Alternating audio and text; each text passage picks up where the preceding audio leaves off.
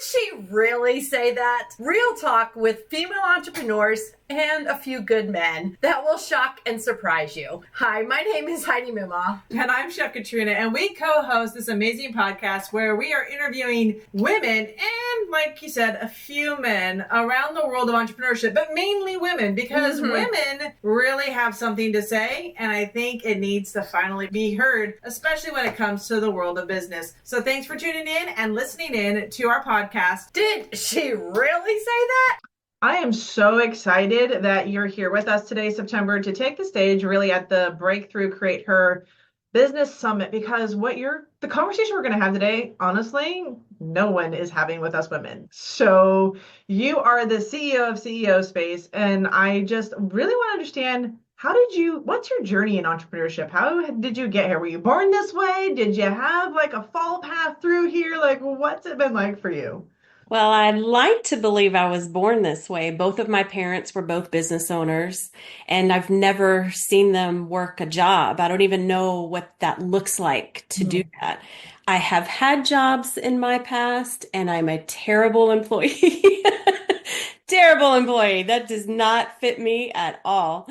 At an early age, my gosh, my mom owned a large daycare organization. It was more than just a center. She had several centers all over Tennessee, all over Nashville. And on the weekends at 9, I started having like my own babysitting type of services that I would offer my mom on the weekends because it was a 24/7 daycare center that she had. And so I stepped in. I was like, well, can I do some things with the kids and can I earn some money to do this? So I figured out a way to create a JV partner early on and how to partner up with people. And from there, it's just been an ongoing journey of growing and evolving into that next thing. Some things didn't work. Some things worked out really great. Some things I got burned out on, and I just kept my journey going. But I've been with CEO Space for the past 17 years. Okay. Yeah. So you talk about burnout. Is that something you've experienced more than once in this journey of entrepreneurship, or has it had like a once? I have experienced burnout before, and I've learned to listen to that differently over the years. I'm a strong believer that things will tend to show up in our space over and over until we engage with that thing differently so that it and I can evolve and move differently about. And burnout reminds me a lot of, I'm a plant mom. And so I love taking care of plants. And when I began taking care of plants, I had to learn their language of communicating. What were they trying to tell me? I'm getting too much light. I'm not getting enough light. I'm deficient. And burnout kind of has that same experience for me. It's like, what is this burnout trying to communicate to me? Or that's the outside coming in. Or the other perspective is to look at it from the inside out of why am I creating this type of burnout in my experience from the inside of me and coming out to my experience. And it's just taught me to listen with different ears, really. And I think that's such a powerful thing when you say, for me, like when I started, I thought burnout was something outside of me. Yeah. And then like in the journey, I've realized I've caused my own burnout. There is the sense of not listening to my body and listening to what I need to experience as a woman and as a female entrepreneur, because I feel like it is different than what the guys have been showing us in the journey that they've taken us on or the pathway they've put down doesn't actually match the female pathway at all. No, not at all. I wholeheartedly agree with you on so many levels. So many. So the conversation that we're diving in today is leading with flow. And we're talking about unlocking the power of the divine feminine in business. And I hear a lot of people throw around feminine energy, divine feminine as like this catchphrase, but I feel like we're diving a lot deeper into the actual essence of this in this conversation. So start us off on this conversation, this journey of like, what had you kind of fall into this and what's been your experience and how can women actually, this is going to be a more elaborate conversation, but how do we put it into our lives right now? Well, it's definitely a journey. The answer to the phrase right now doesn't really fit for this type of journey.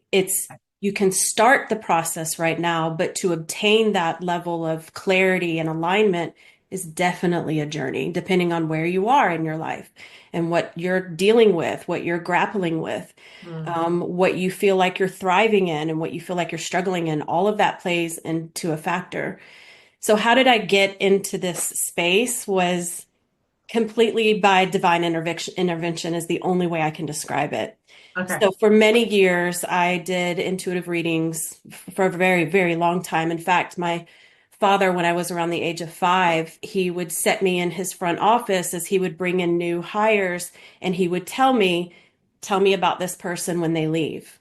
And I could tell him in my 5-year-old vocabulary that this was a good person or a bad person. And I was right every single time. And so my family began to see that I have this ability to see things about people. And my late husband had this gift of seeing somebody's best, greatest version of themselves. And I think that is so amazing. I'm like, that's amazing. How do you do that? Because I see what's worse.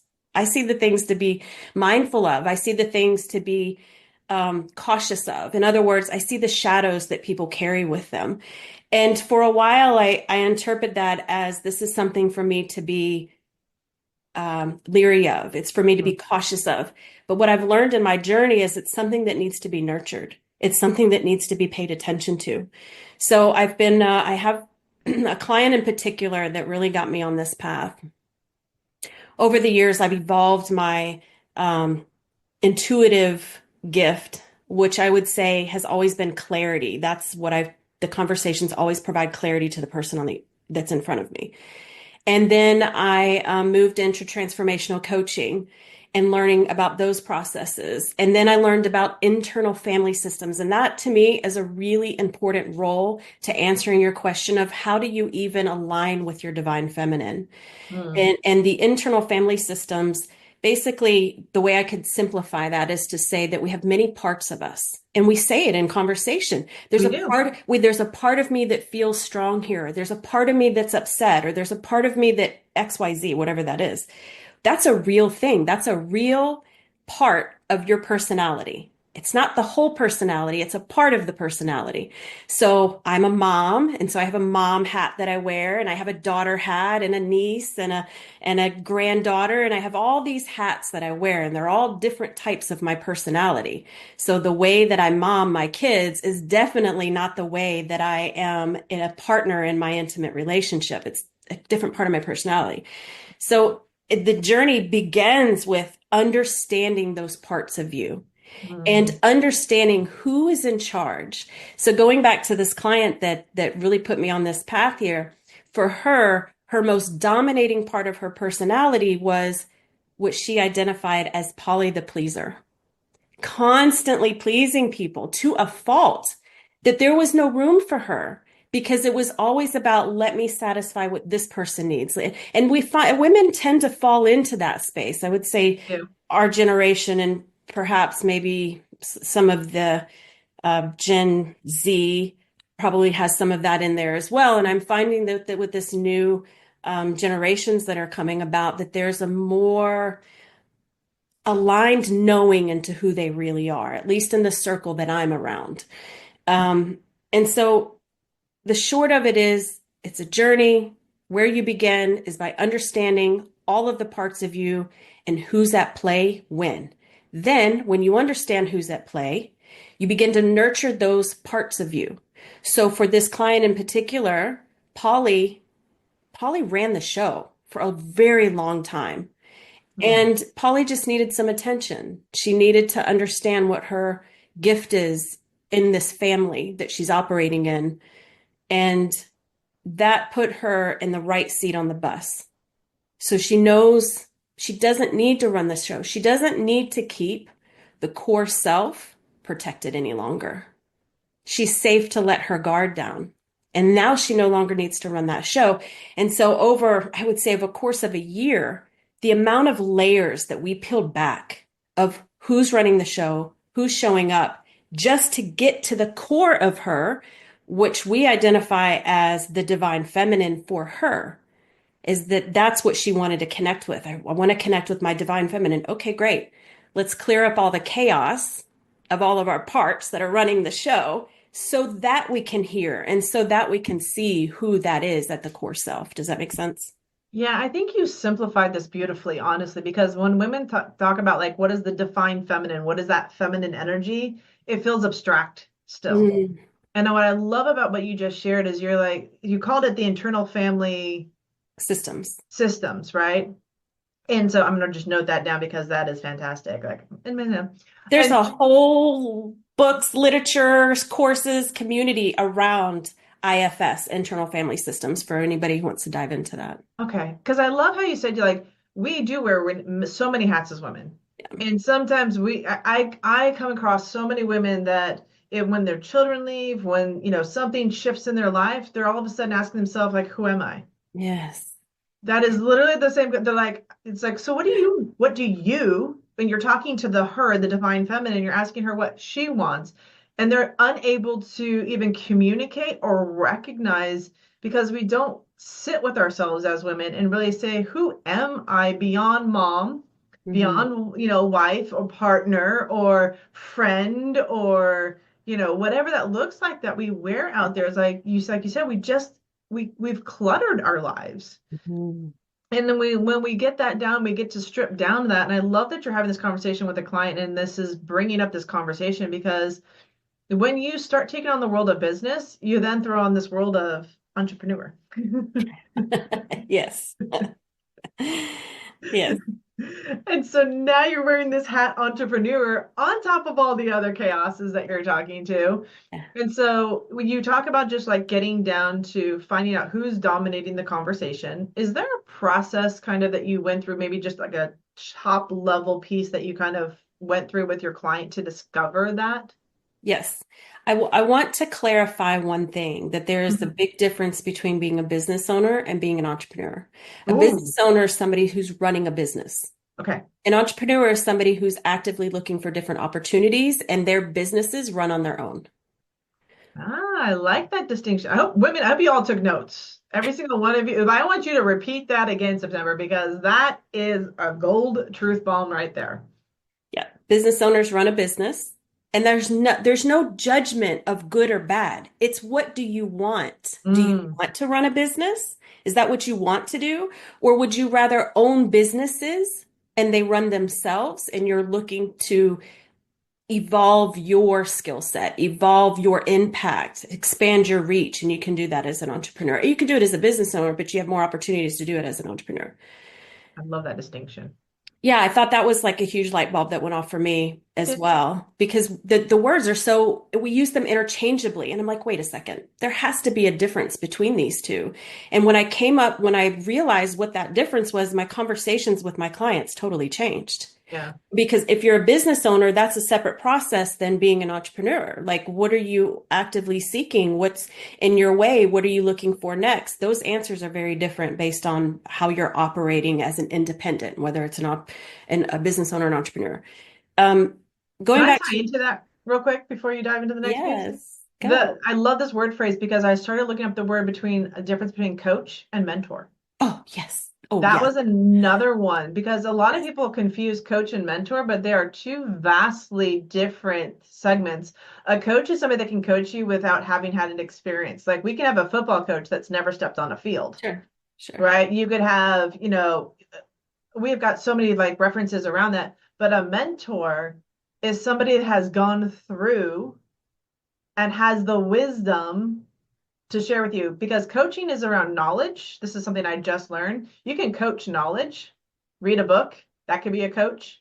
But I feel like a mentor has the wisdom to guide you. Anything to add to that? Yes, I want to throw something in it to just create a little more chaos, if I Yes, I love could. it. Go for it. So there's a difference between a coach, a consultant, and a Oh, mentor. So what you just spoke about in terms of coaching, I would actually create a divide between something that you said, okay. which is coaching. And I learned this going through getting my certifications in coaching. I didn't even know this until I started going to like a formal education. I'm working with NYU is where I'm getting my master's for coaching. And the very first thing they teach us is coaching is about pulling the information that the client already knows. by asking questions. So as a coach, when you're looking for a real coach, you want to find somebody who's really, really, really great at listening, active listening. This is what I heard you say. Is this what you're meaning to say? And asking questions. Asking questions. We all hear the phrase, all the answers are within you, which is true. It's true. But if you're not asking the right questions, how can you pull those answers out of you? So a coach is there to pull that out of you, to pull your greatness. You mentioned a sports coach, like a football coach. They see your greatness as a player, and they're going to put you in the right position and show you how to adjust your play because they see what's great in you. And so as a coach, our job is to see what's great in that person and help pull it out through asking questions. A consultant is somebody who says, I have experience in this. I've been there. I've done that. I'm going to show you how to do it. A mentor is somebody that says, I've been there, and I'm going to teach you how it's done. You can shadow me. We could do some role playing type of thing. But a consultant, when I think of a consultant, they come into a business to fix a problem because they're experienced in how to fix that problem. Gotcha. So if you're a turnaround expert, to me, that's a consultant. You're coming in and you're turning it around because you have it in your experience. You know how to turn around a business. And a mentor is somebody's like, I want to absorb your knowledge. I want to know what you know. So teach it and instill it inside of me. And that's a completely different process. I love all these distinctions. Words are important, They're ladies. so important. Words are so important, and you have to understand the distinction of them. And it took something. I actually had to define a lot of words, and when I started defining words, like what is an enterprise? It's a difficult and like a difficult journey that you're on. That is the definition of enterprise. It's not a ship. It's not a business. And it's fascinating when you start distinguishing the words and how powerful they really are when you understand how to apply them correctly. Totally. And when you understand the words that you're saying and like what it actually means, I think of like frequency, right? So when we're tuning into a radio dial, 101.5 is not the same as 101.1. They're maybe very close, like close enough. No, it's not close enough. You're putting an energy out there. And so if you really want to coach, but you're saying, I'm looking for a consultant, you're not going to find the thing that you're looking for because it has a different meaning. It has a frequency to it. And you're going to get questions that are related to consulting. You're going to ask questions that are related to consulting. You're not going to be asking questions that are related to coaching because you don't understand what that word means. Like, that's why they call it spelling. I've heard that before. Like, that's why they call it spelling because you're casting a spell. And it's like, well, yeah, you want to be specific about what you're looking for. I mean, look at how important vision boards are and how important it is to write out what exactly you want in your partner, for example. That's kind of important to do, of getting clarity, which then ties me kind of back. If it's all right, we jump into that original question. There's a perfect segue into that of knowing what you want. What September shares next in knowing what you want. And she dives deep into a client experience that really transforms a woman and how they look and grow in their business. This next segment that September reveals is so powerful. It is a must listen to for every woman. This transition, this type of questioning is really what we desire as women in business. This is the type of intuitiveness that we want within the person that's going to coach us or consult in our business or even mentor us. As September has already shared with you, there are distinctions in that. So even asking yourself, who do you want helping you? Who do you want supporting you on your journey in business?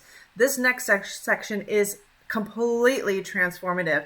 And I invite you to listen in. It is part of the Breakthrough Create Her Business Summit. You can download that right now. Listen in on this rest of this conversation, along with other amazing women entrepreneurs that are breaking glass ceilings, shifting the way we believe business has to look, feel, and be for women in business.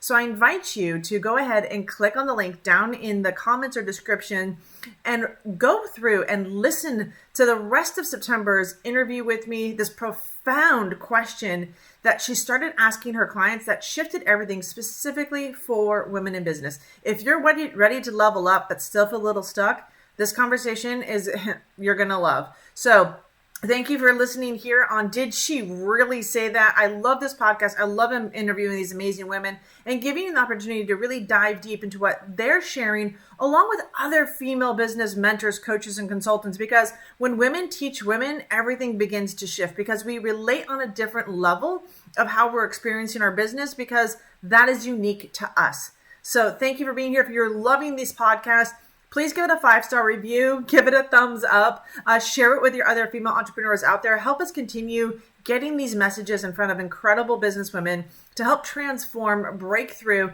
and create more female millionaires that are using their business to transform the world that we live in. So thanks for listening in. I can't wait to jump on with you on the next episode.